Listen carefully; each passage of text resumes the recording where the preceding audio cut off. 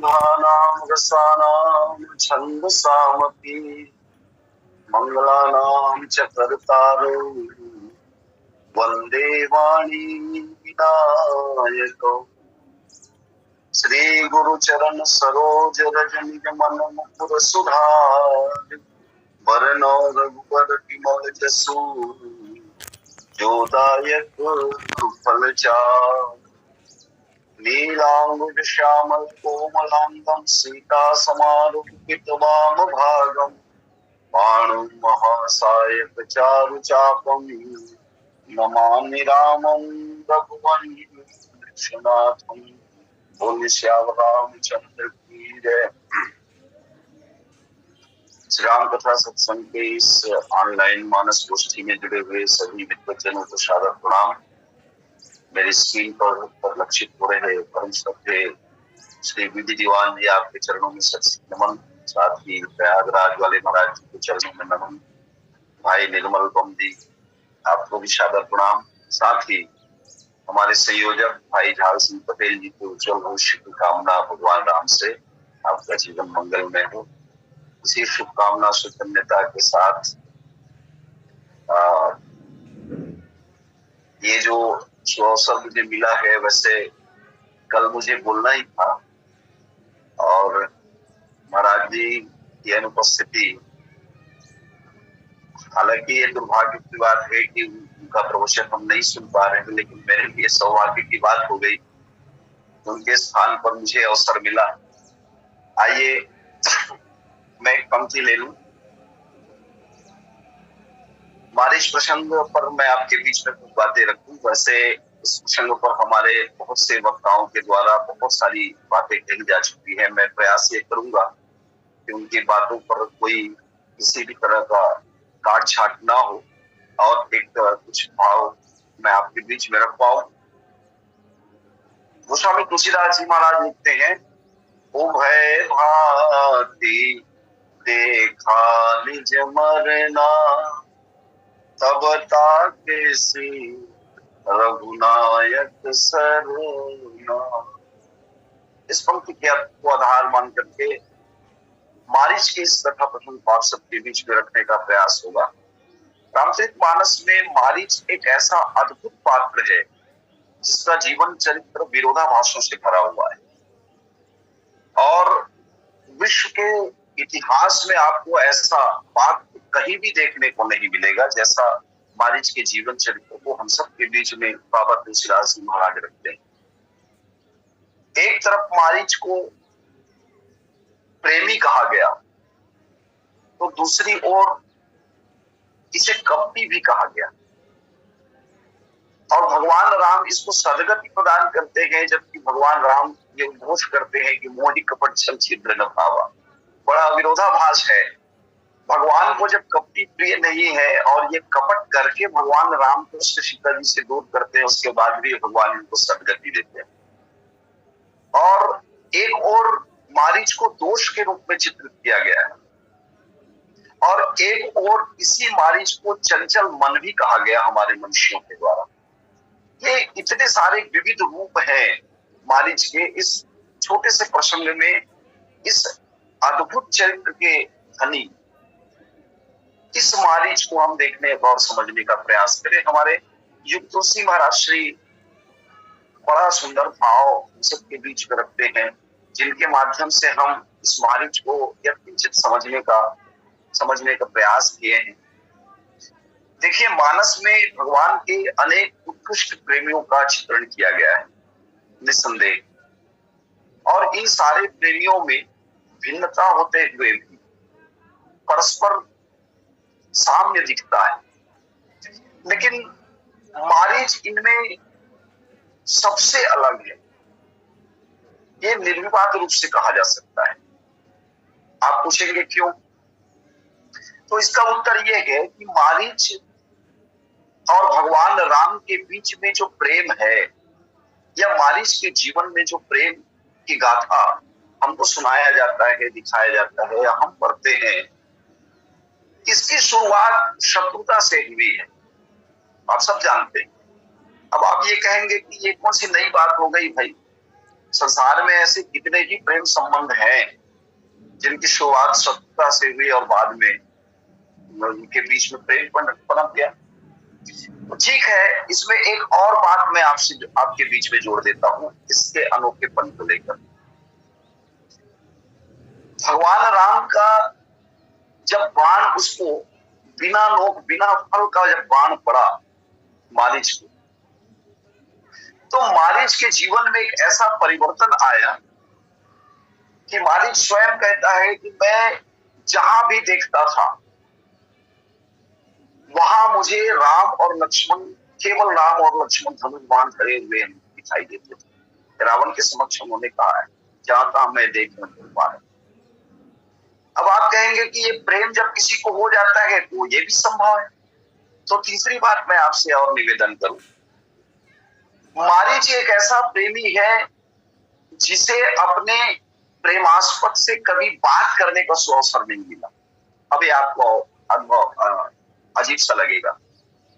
देखिए, प्रेमी जब किसी से प्रेम करता है तो निस्संदेह उसे मिलने की चेष्टा करता है, उससे बात करने की चेष्टा करता है।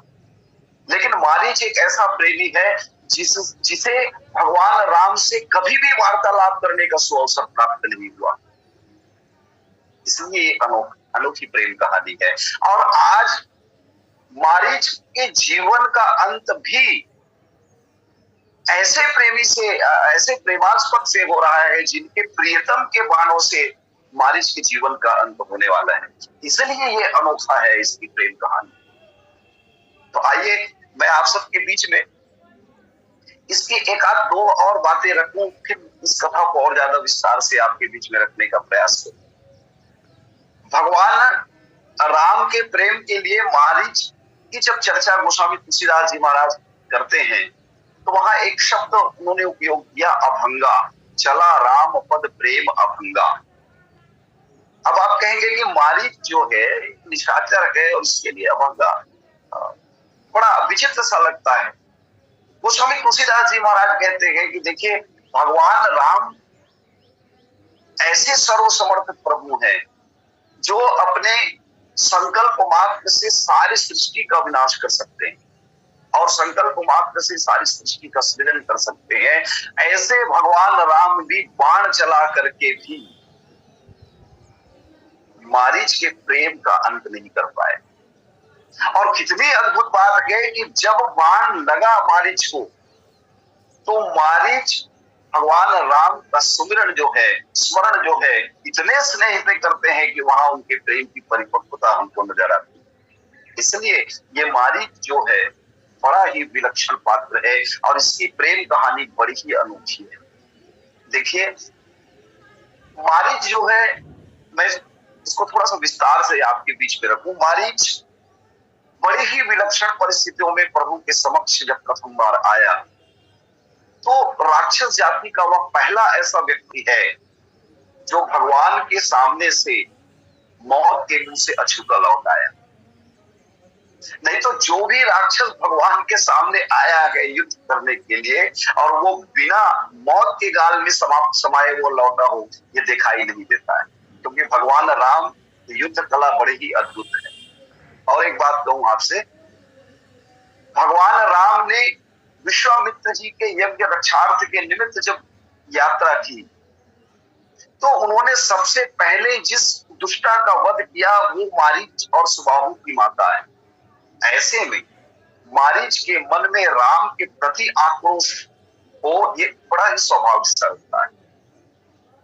और मारीच और सुबाहु इस निर्मम हत्या की बदला लेने के लिए, मारीच की दृष्टि से कह रहा हूं, राम जी की दृष्टि से नहीं, बड़े ही आवेग से अपनी सारी आसुरी सेना के साथ भगवान राम और लक्ष्मण जी के समक्ष विश्वामित्र के यज्ञ को विध्वंस करने के लिए प्रस्तुत होते हैं। और भगवान राम के द्वारा अलग अलग व्यवहार किया गया। सारी सेना का विनाश लखनलाल जी के द्वारा क्षण भर में कर दिया गया। राम जी ने पावक सर सुबाहु को नहीं मारा, अग्निबाण से सुबाहु को मार दिया। प्रश्न आता है मन में कि न जाने क्यों इस मारीच को भगवान राम ने जीता छोड़ दिया। क्यों ऐसा किया होगा भगवान ने, ये बड़ा सा अद्भुत सा लगता है साहब। और इसी को गोस्वामी तुलसीदास जी महाराज एक दर्शन के रूप में हम सबके बीच में रखते हैं।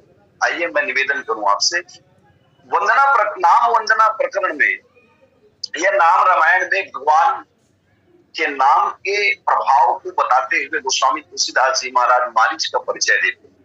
क्या कहते हैं?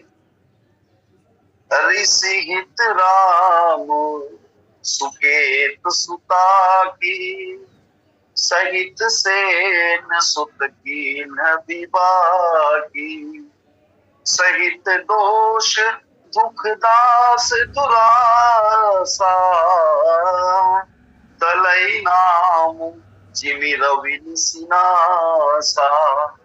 यहां ये कहा गया ये जो मारीच है ये दोष है, लेकिन गोस्वामी तुलसीदास जी महाराज ने यहाँ स्पष्ट रूप से किसी भी बात को नहीं लिखा है कि ये किस प्रकार का दोष है, क्योंकि व्यक्ति के जीवन में अनेक प्रकार के दोष हम देखते हैं या शास्त्रों में इसका वर्णन सुनते हैं।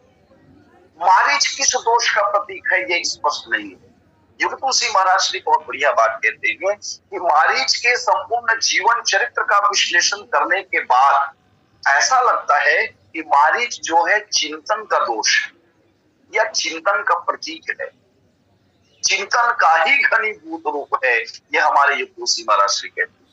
आइए अब इस दृष्टिकोण से भगवान राम के उस व्यवहार का, जिन्होंने एक बिना फल के बाण से मारीच को मार करके 100 योजन दूर समुद्र के उस पार मारीच को जो फेंका, उसके पीछे की उसकी भावना क्या, और इस चिंतन के घनीभूत रूप के अनुसार मारीच के जीवन चरित्र का विश्लेषण हम करने का प्रयास करें। देखिए हमारे जीवन में जितने भी दोष आते हैं साहब, निश्चित रूप से जानिए चिंतन के कारण से ही आता है। विषयों का जब व्यक्ति चिंतन करता है तो चिंतन करते करते एक समय ऐसे आती है जब उस विषय को जीवन में प्राप्त करने की हमारे अंदर में इच्छा जगती है, कामना जगती है, यानी काम का प्रवेश विषय के चिंतन से हो गया। ये काम हमारे जीवन का बहुत बड़ा दोष है। फिर इस काम को प्राप्त करते समय अगर हमें ये प्राप्त हो गया और अच्छे से प्राप्त हो गया तो और ज्यादा पाने की इच्छा हम सबके जीवन में आती है, ये हमारे जीवन का लोभ है। लेकिन अगर कहीं उस कामना को प्राप्त करने में यदि कोई बाधा उपस्थित हो गई तो यहां हमारे जीवन में क्रोध उत्पन्न होता है। मैं बिल्कुल गीता के उस सूत्र को ही आप सबके बीच में रख रहा हूं जहां पर भगवान कृष्ण ने अर्जुन को इस बात को समझाते हुए एक विशेष बात लिखी या कही है।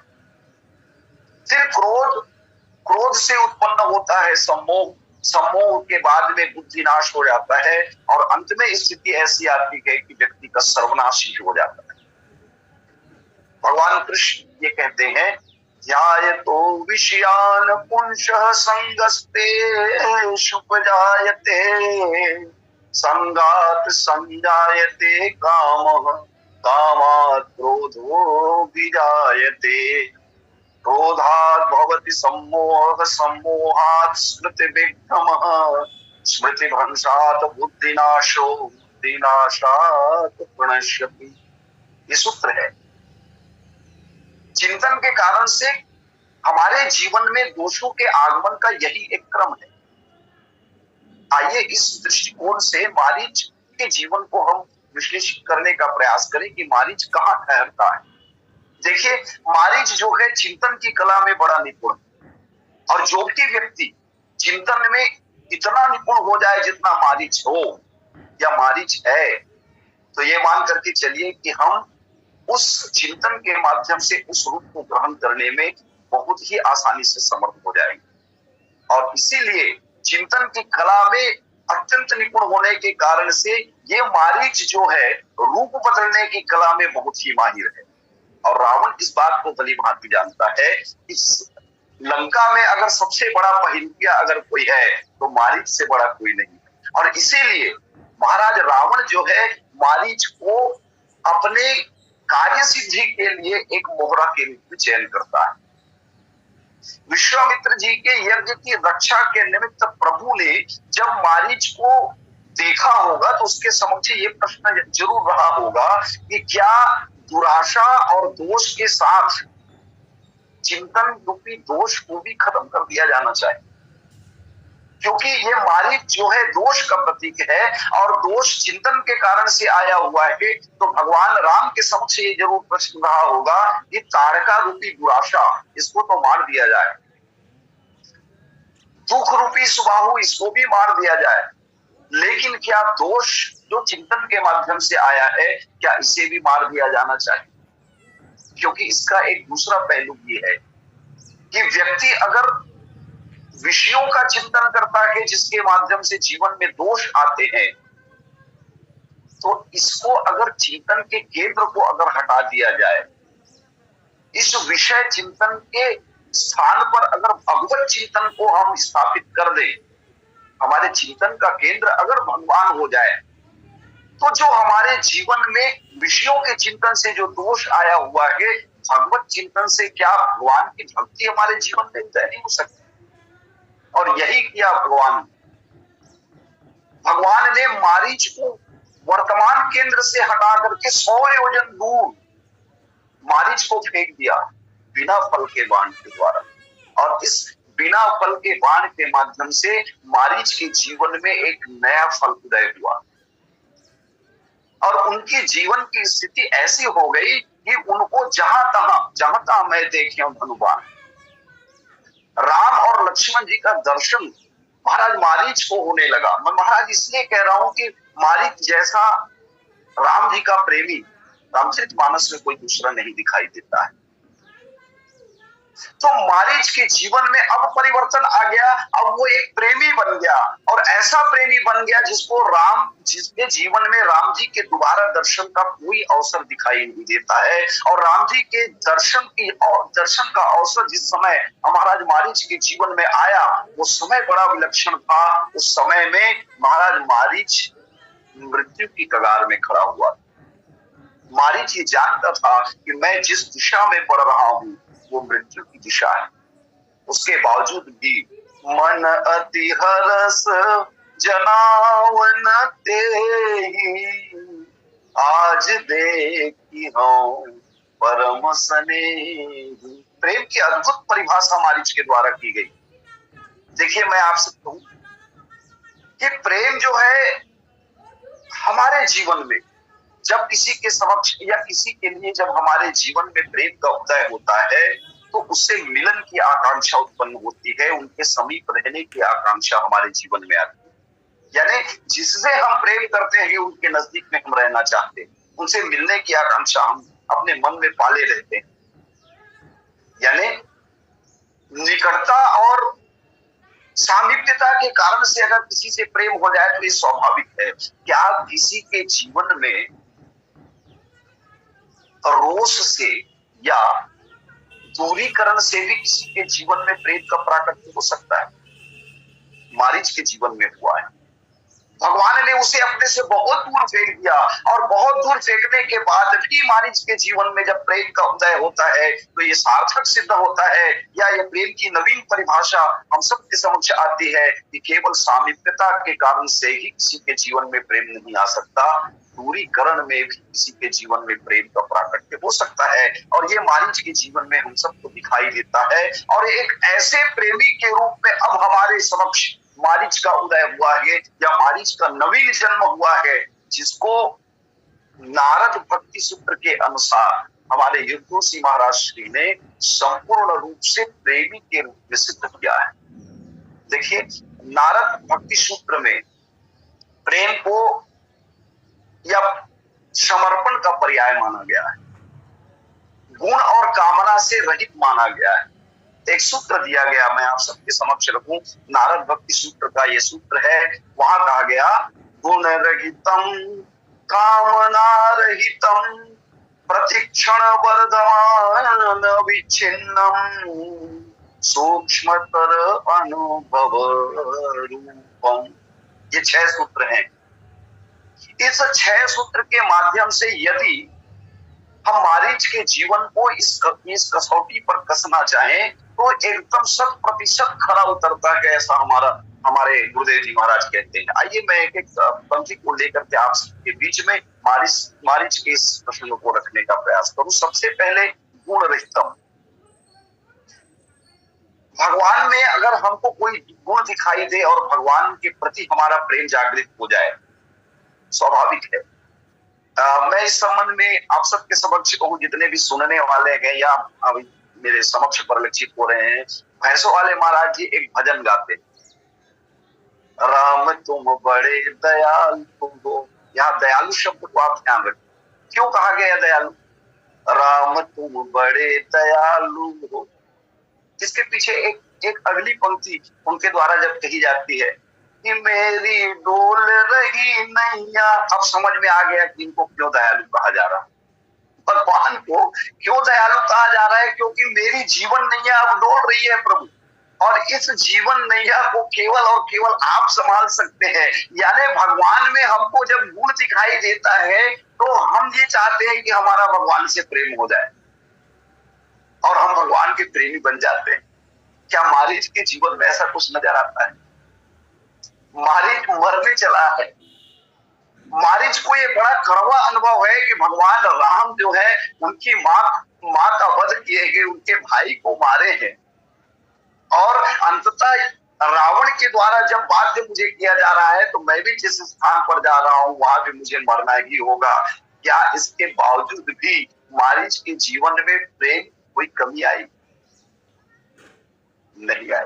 इसलिए गुण रहितम वाली जो सुक्ति है, जो सूत्र है, ये मारीच के जीवन में एकदम फिट बैठता है। गुण रहितम कामना रहितम। अच्छा देखिए, रामचरितमानस में कितने ही ऐसे प्रेमी हैं, कितने ही ऐसे भगवान के भक्त हैं, बड़े से बड़े भक्त, जिनके जीवन में और नहीं तो भगवान के चरणों में प्रेम होने की कामना कहीं न कहीं सूक्ष्म रूप से रहती। हालांकि ये भावना, ये कामना बहुत अच्छी है, क्योंकि उसके जीवन में द्रव्य की चिंता नहीं है, उसके जीवन में किसी और चीज की कामना नहीं है, केवल भगवान राम के चरणों में प्रेम की कामना है। मारीच कामना से शून्य नजर आता है। बड़ा से बड़ा प्रेमी भी अंततः भगवान से मुक्ति की याचना तो करते ही है। क्या मारीच को आप इस कसौटी में कस कर देखें? क्या मारीच ये चाहता है कि मेरी मुक्ति हो जाए? क्या मारीच ये चाहता है कि भगवान जब मेरे ऊपर बाण चलाएं तो मुझे कष्ट ना हो? अच्छा, हमारे आचार्य जी या हमारे जितने भी कथा वक्ता हैं, श्रेष्ठ कथा वक्ता हैं, सबके द्वारा मैंने सुना है कि भगवान से कुछ मांगना ही नहीं चाहिए। उनके पीछे उनकी भावना ये होती है कि क्या भगवान इतने अबोध हैं कि हमारी भावना को न समझते। लेकिन मैं आपसे कहूं कि भगवान से नहीं मांगोगे तो अपनी आवश्यकता की पूर्ति कहां करोगे? ये बहुत उच्च स्थिति है कि जब हम भगवान से न मांगे या कामना रहित हो जाएं। उस स्थिति में पहुंचने के बाद यदि व्यक्ति कहे कि भगवान से कुछ न मांगा जाए तो ये बात ठीक है, लेकिन यदि हम अपने आप को अबोध बालक समझते हैं तो एक बालक बाप से नहीं मांगेगा तो किससे मांगेगा साहब? हमारी अच्छी बुरी जो भी कामनाएं हैं, नारद जी ने भी तो मांगा है भगवान राम से, आपन रूप देव प्रभु मोहि। ये तो पिता के विवेक के ऊपर में निर्भर करता है कि वो बालक की किस कामना की पूर्ति करे और किस कामना की पूर्ति ना करे। मारीच इस विषय में सर्वथा मौन है।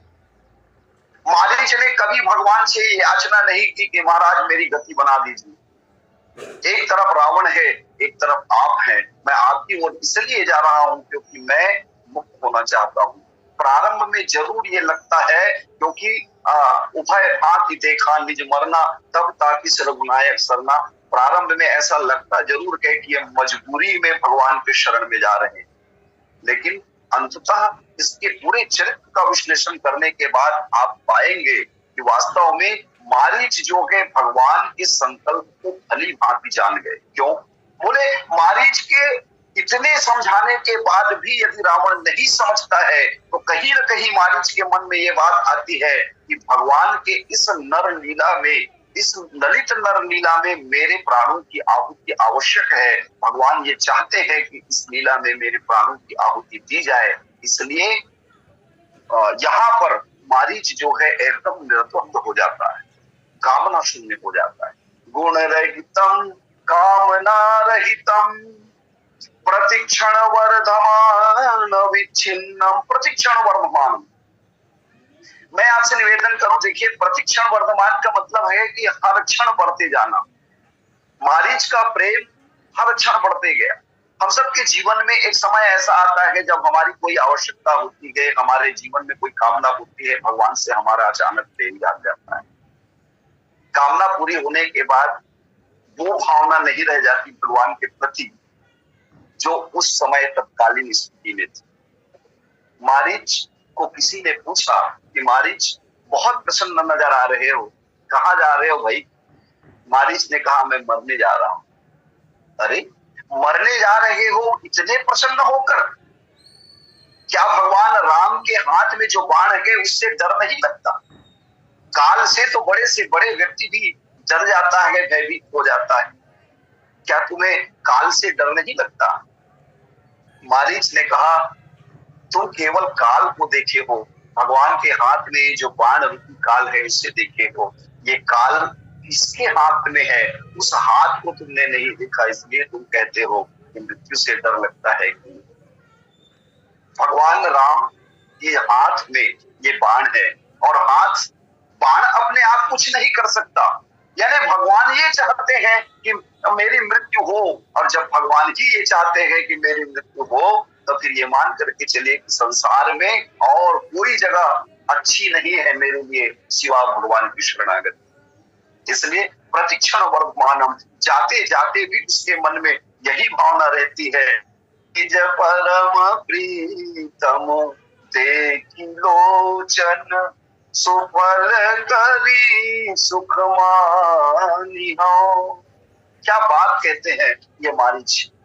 निज परम प्रीतम, अपने आप को प्रेमी नहीं कहा, निज परम प्रीतम, मेरे परम प्रीतम है भगवान राम, ऐसा दावा करने वाला रामचरितमानस में केवल और केवल एक ही पात्र है, वो मारीच है। और केवल इतना ही वो दावा नहीं करता है, वो तो ये कहता है कि आज जो सारा संसार जिस भगवान के पीछे में भागते हैं वो भगवान भी मेरे पीछे में भागेंगे। ये दावा है मारीच का। मम पाचे दरदावत धरे सरासन बाण, फिर प्रभु विलोकी धन्य नमो समा। इतनी ऊंची भावना मानस में यदि किसी पात्र की है तो केवल और केवल मारीच का है। आइए सूत्र का एक और अंश आपके सामने लूं। गुण रहितम कामना रहितम प्रतिक्षण वर्धमान विच्छिन्नम अविच्छिन्नम। ईश्वर के लिए कहा जाता है कि ईश्वर के संकल्प में सारी सृष्टि का लय और सृजन समाया हुआ है। प्रभु के बाण के द्वारा भी जिस प्रेमी का प्रेम विनष्ट होने से बच जाए, क्या आप उसे प्रतिक्षण वर्धमानम के बाद में अविच्छिन्नम नहीं कहेंगे? कहाँ नष्ट होता है ये मारीच का प्रेम? वरन गोस्वामी तुलसीदास जी महाराज ये लिखते हैं, प्राण तजत प्रगटे सी निज देहा सुमेरे सी राम सने समेत स्नेहा। इस स्नेहा शब्द में आपका ध्यान चाहूंगा। मरने के समय व्यक्ति के जीवन में स्नेह हो उस व्यक्ति के प्रति जिसके बाण के द्वारा उसकी मृत्यु हो रही हो, ऐसा संसार में कहीं देखा सुना नहीं जाता है। लेकिन रामचरितमानस का ये अद्भुत पात्र क्या सूत्र देते हैं हम सबके जीवन में कि जीवन में मृत्यु जितना बड़ा सच है, जन्म से बड़ा सच अगर कोई सच है तो मृत्यु ही सबसे बड़ा सच है।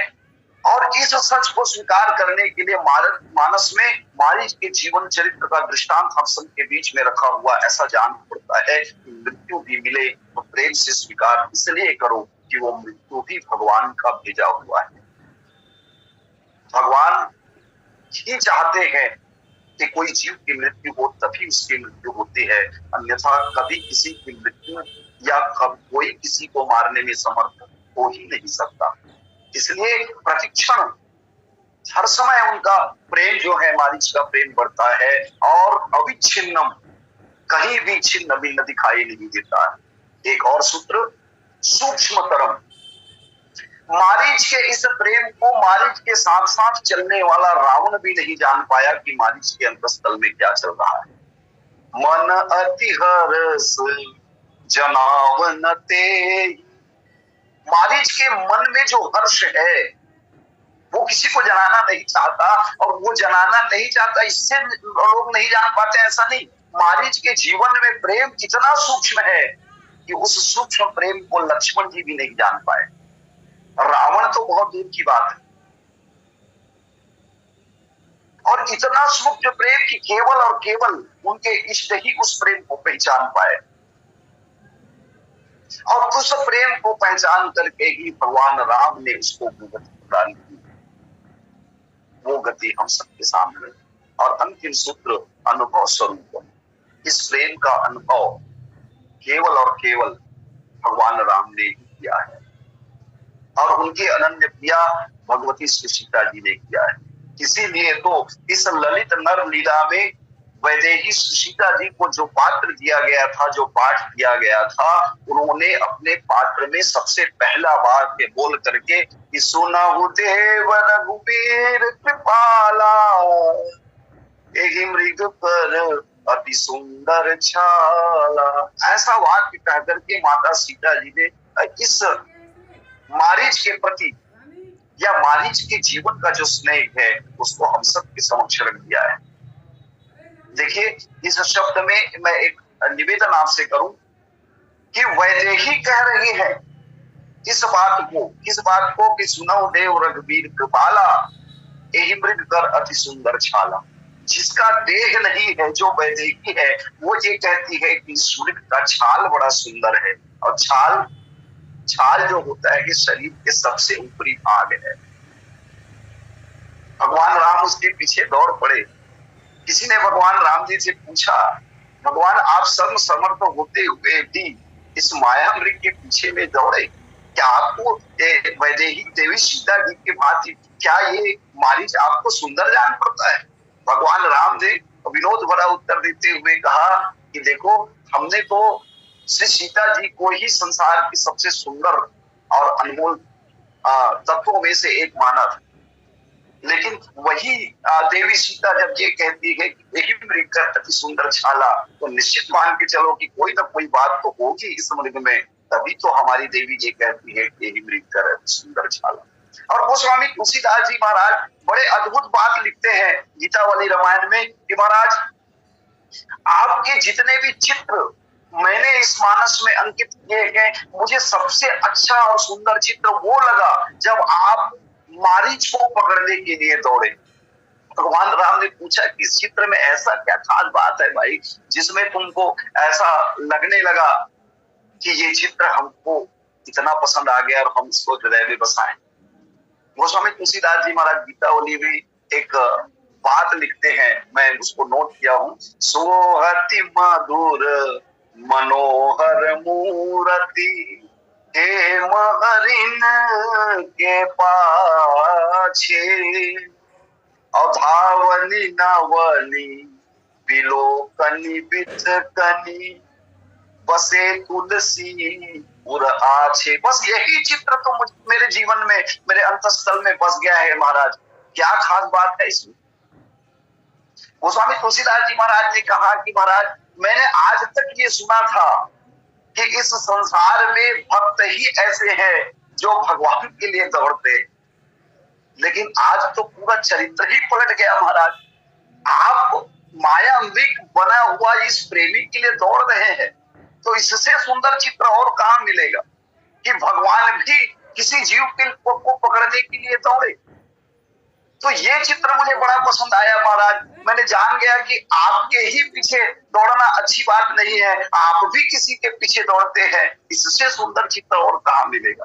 धावनी नवनी, राम जी के लिए, भगवान के लिए तो सब नौते हैं, भगवान के लिए सब नौते हैं, लेकिन हेम हिरण के पीछे, स्वर्ण मृग के पीछे जब भगवान दौड़े तो ये मृग जो है माया करते हुए कहीं कहीं छिप गया जाकर। भगवान ढूंढने लगे कि ये कहाँ छिप गया भाई, और इतने सघन वन में जाकर के छिप गया ये मृग क्यों उसको देखने के लिए भगवान को झुकना पड़ता है, इतना झुकना पड़ता है कि भगवान का मस्तक धरती पर रह जाता है और ऐसे झुक करके वो इस मायामृग को देखते हैं। तो गोस्वामी तुलसीदास जी महाराज कहते हैं कि आप जीव को पकड़ने के लिए ऐसे झुकते हैं महाराज, मुझे तो ऐसे ही भगवान की आवश्यकता है, मैं तो आपके इसी मूर्त को ही अपने हृदय में धारण करूंगा। कितना सुंदर चित्र है कि आज सर्वसमर्थ प्रभु एक भक्त को पकड़ने के लिए दौड़ रहे हैं, झुक रहे हैं।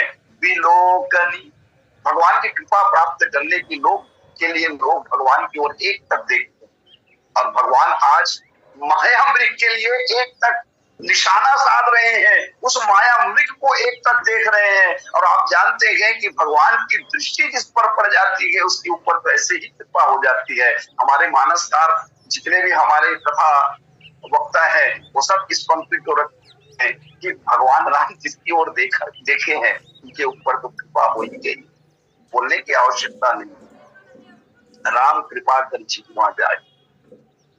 तो आप जब उस मायामृग की ओर एक तक ध्यान लगाकर देखते हैं तो मुझे ऐसा लगा महाराज कि ऐसे ही प्रभु की चित्र हमारे अपने हृदय में होनी चाहिए। और अंतिम बात उन्होंने कही, विधिकन, भगवान को पाने के लिए न जाने कितने जन्म लेना पड़ता है और जीव थक जाता है फिर भी भगवान को प्राप्त नहीं कर पाता।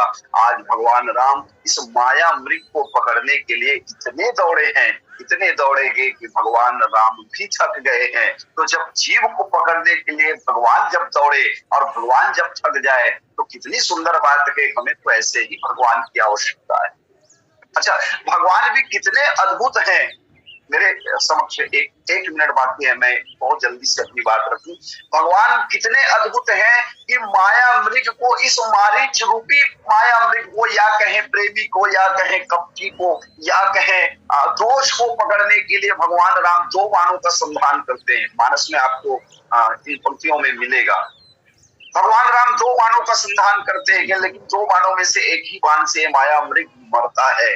सबसे पहले भगवान राम, तब तक की राम रुचिर करतल चाप, रुचिर सर सांधा। आप अर्थ करें इस पंक्ति का। भगवान राम ने रुचिर सर सांधा